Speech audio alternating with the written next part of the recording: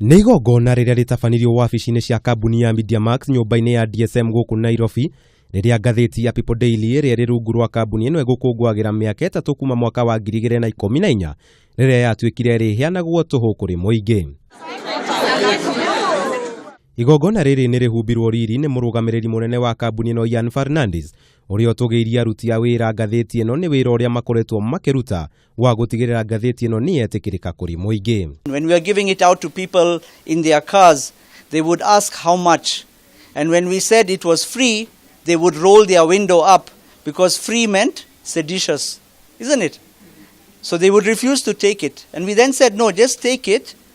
If you like it, ask for it again tomorrow. Today, we cause traffic jams. People will not pass that promoter unless they get their PD. Mwena-inĩ wake murugamiriri wa ngathĩti ĩno Maina Muiruri nake nĩonanirie gĩkeno gĩake akiuga ngathĩti ĩno nĩtacũkĩtie makinya manene kuma rĩrĩa yatuĩkire rĩheanagwo tũhũ kũrĩ muingi ona thengia ya mathĩna marĩa makoretwo ho mahinda kwa ihinda. Hau kabere rĩrĩa yarĩ ya kwendio nĩ tuge ona citiakoragwo cigĩkinya kopi 10,000, no rĩrĩa twambĩrĩirie kũmĩcaba ya kuheanwo ĩtarĩ ya kwendio nĩ tũkoretwo tũkĩhota gũkinya kuma kopi 50,000 na 70,000 na rĩmwe tũkambatĩra.